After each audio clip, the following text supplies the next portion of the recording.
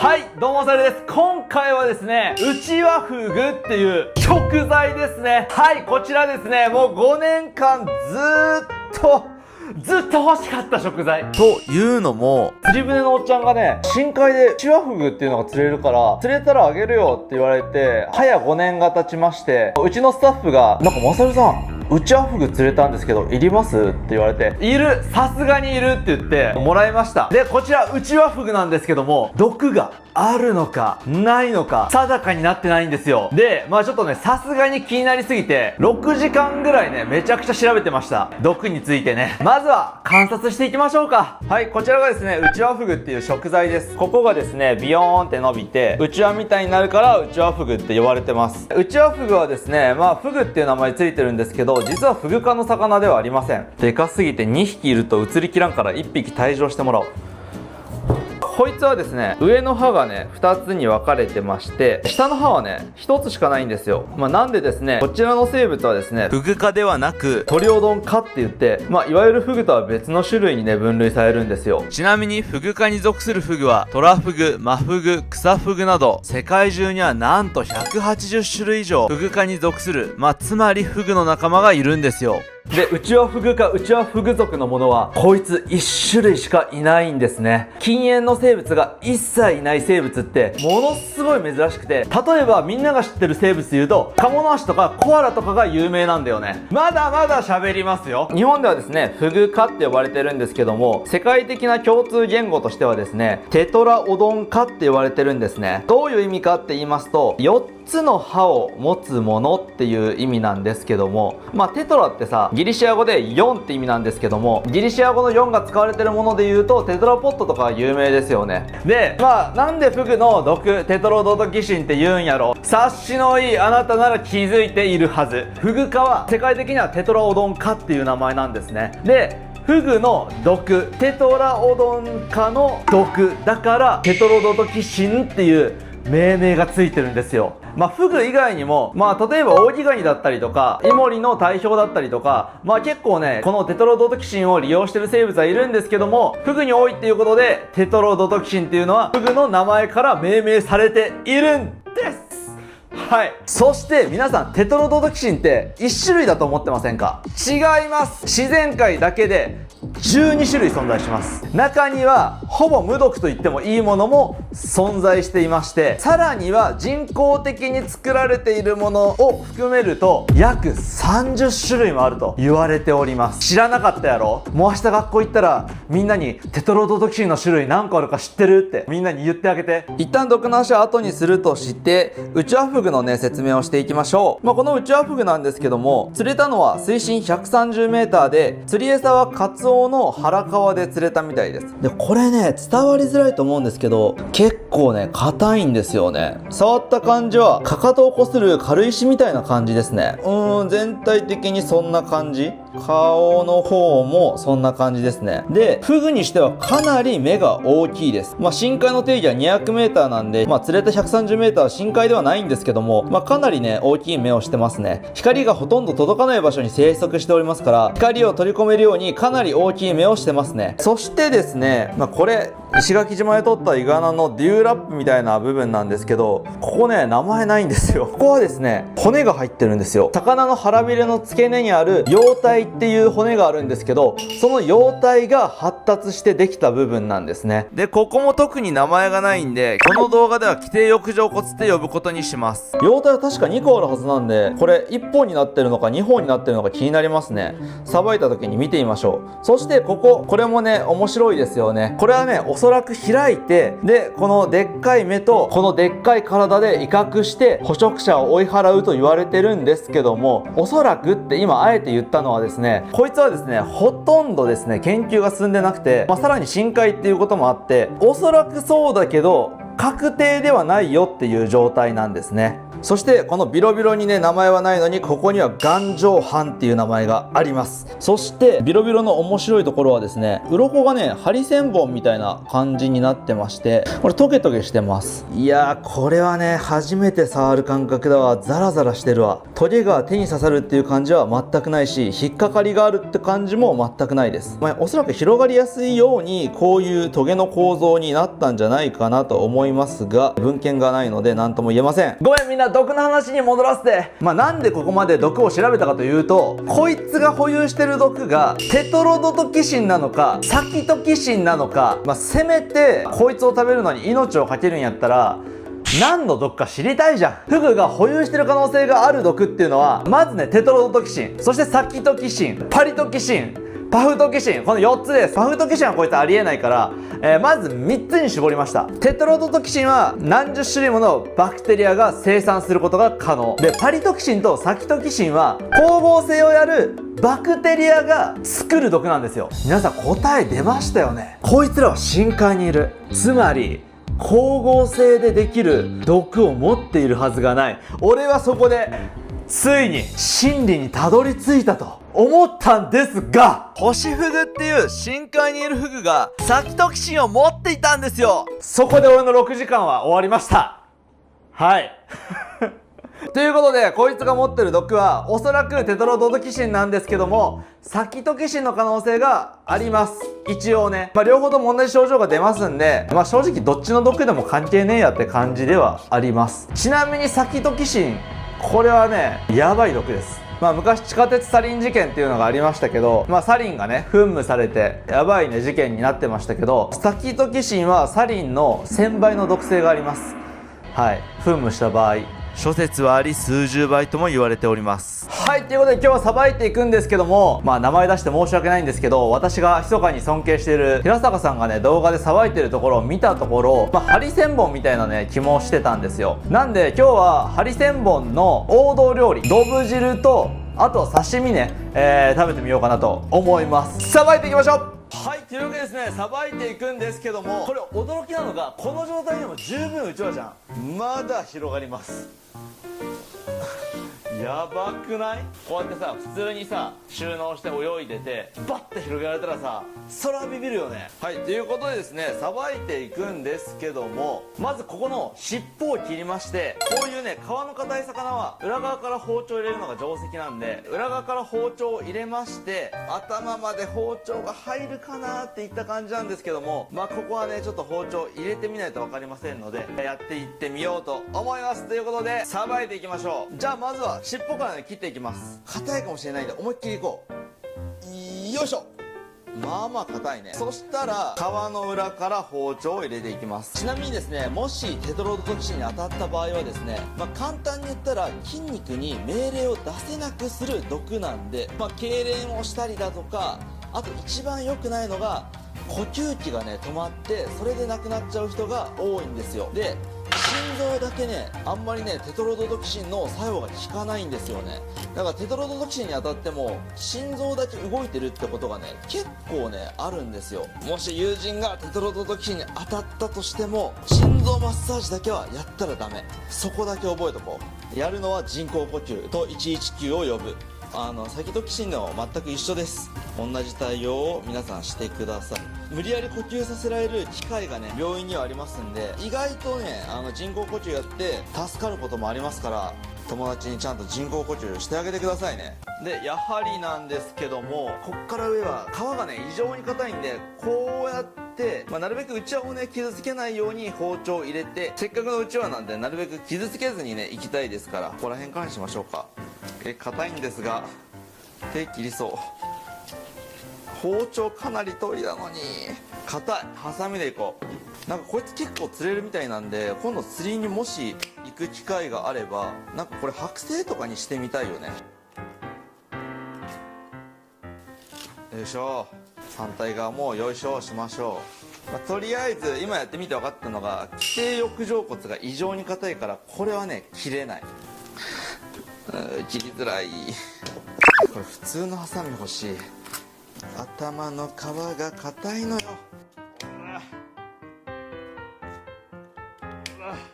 よっしゃ。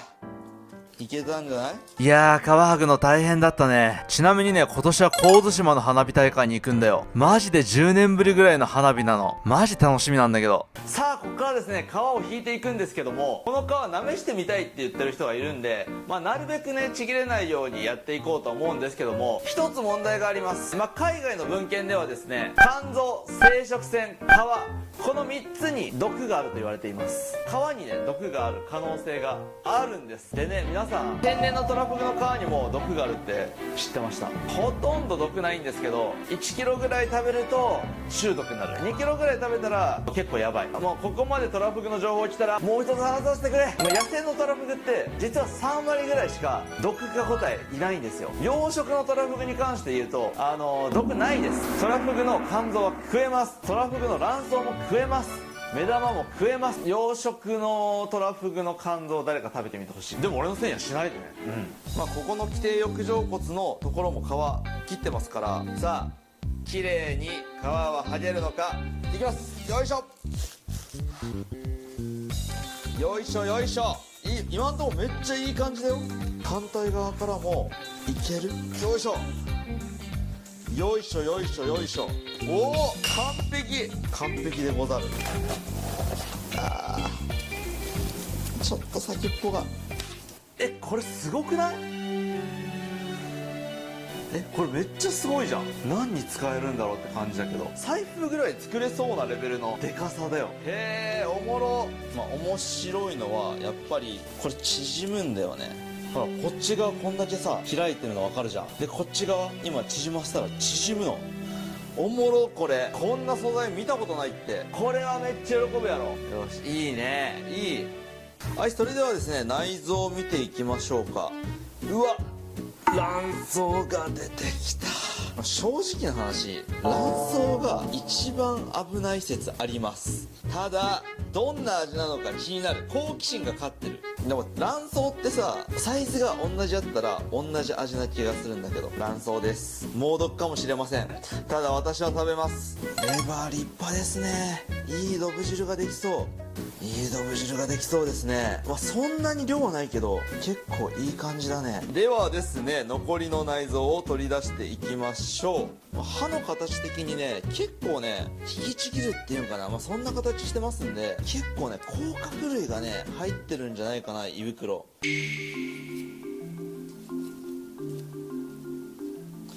何を食べてるかは分かりませんが、とにかくね殻を持った生物を食べていますね。はい、ということで皮を剥いでみたんですけど、結構ね皮の下が筋っぽいですね。フグっていうよりはモンガラ系な身をしてますね。ただね、この背中の部分、ここはね筋がなくて真っ白でねうまそうなんですよ。ぼちぼちうまそうな白身をしてますんで、ここだけ刺身で食べようかな。刺身はねメインじゃないですから、ドブ汁があくまでもメインですからね。半分ぐらいに切っときますか。片方は醤油、片方は味なしで食べてみます。さてどんな味なんでしょうね。これに関してはマジでみんな想像できないと思う。全然臭くない。フグよりはちょっと味があるかも。普通に美味しい白身魚って感じかも。ただね、食感がイカっぽいっすね。ネチネチしてますね。いやー、糸引き味の食感と同じだね。次は醤油味で食べてみましょう。もうこれに関してはイカです。魚の風味がするイカ。さあ、それでは刺身の味が分かったところでドブ汁作っていきましょう。はい、ということでですね、内臓がなくなり綺麗になりました。で、この規定翼状骨が俺めっちゃ気になってるんで調査してみようと思います。で、何の調査をするんやって話なんですけど、規定翼状骨って腹びれの2つある骨が変化してこの長い規定翼状骨になったわけですよ。で、この2つがこうなって規定翼状骨になったのか、もしくは1本でかく規定翼状骨になってもう1個あったものは退化してしまったのか、どっちかさめちゃめちゃ気になるやろみんな。ということで調査します。規定翼状骨なんてねさばいたことないんで、感覚でさばいていきます。ここもね規定翼状骨ですね。はい、変な骨の入り方してんな。あったわ、あった。ここにあるわ。よいしょ。はい、規定翼状骨が取れました。ちょっと骨以外のこういう場所、ここ取っちゃいましょう。かなり拡大してるんですけども、線が入ってるんで上下2つの骨でできてますね。肉を取ってみましょう。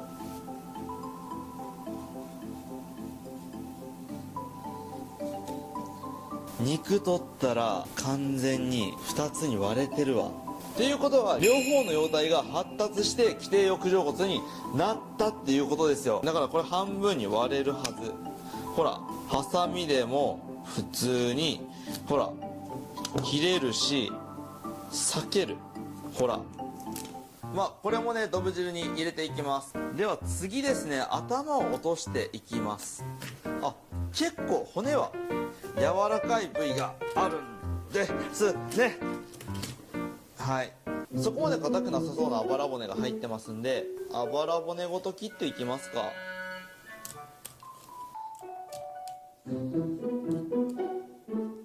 身も骨も全部使いますから、割と雑でも全然大丈夫です。反対側も同様ですね。よいしょ。はい、ではですね、身はぶつ切りで切っていきます。おお、これ絶対美味しいよ。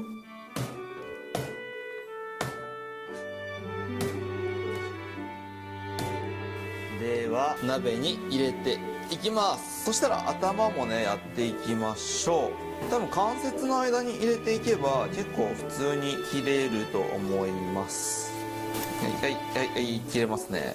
ここにエラがあります。エラも関節に入れて切ります。でエラはね臭いんで食べません。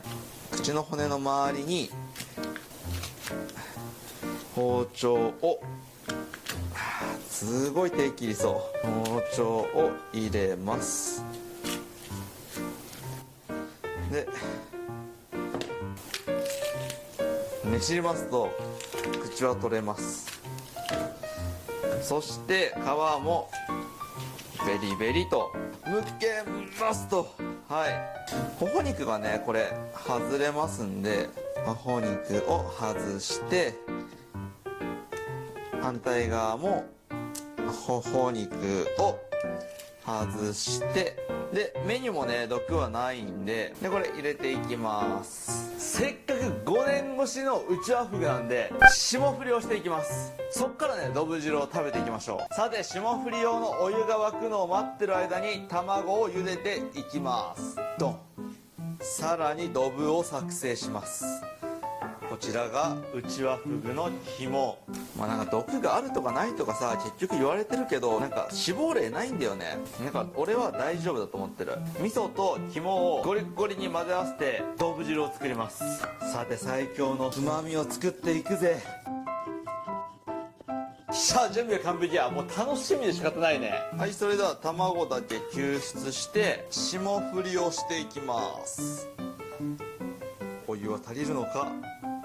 おお完璧で、これをざるに入れていきます。よし、めっちゃうまそうやん。さてこのうまみの爆弾、みんな食べたってしゃあないやろ。これをですね鍋に入れます。よいしょ。どりゃ。ほんでここにアラを入れていきます。でお湯を入れまして、そしてこれを火にかければ完成じゃー。しゃっか。うわ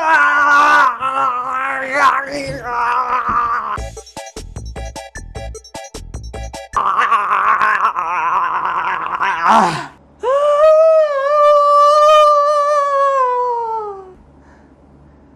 調理師の音声が全部入ってなかっ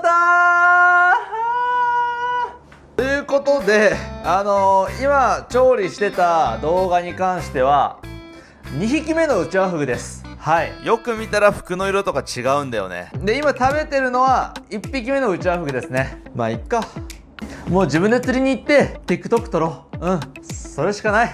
まあそんなことよりね、テトロドトキシン味わってやろうじゃねえか。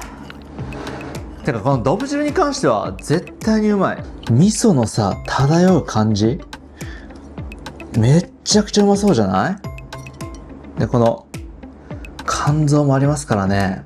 これいただきますよ。うまいかな、うまいか臭いかなんよね、こういう系は。これやばい。この世のレバーの中で一番うまいかもしれん。なんかね、上品な感じではないんよ。フォアグラとかカワハギとか上品な感じじゃないんよ。もう日本一の職人が仕上げたんじゃないかっていうぐらいの和牛のレバーを食べてる感じにもかかわらず、レバーってさ油あんま乗ってないじゃん。フォアグラとかの旨味こっち側もあるんよ。これえぐいで。もうフグクジラと一緒。死んでもいいから食べてもいいみたいな、そんなうまさですね。じゃあ普通の身、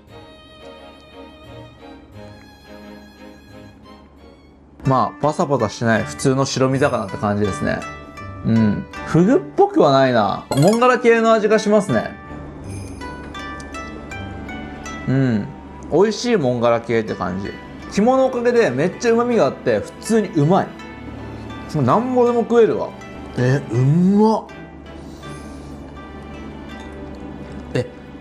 ハリセンボンのどぶ汁よりうまいぞ。はるかにうまい。ちょっと研究者の人さ、ちゃんと毒あるか調べてよ。うまっ。やばいな。こんだけしかないんか。減ってきて悲しくなってきた。うまっ。ただ異常に硬い小骨が多い。噛み切れん。硬い。卵もねそのまんまがいいと思う。卵でーす。いただきます。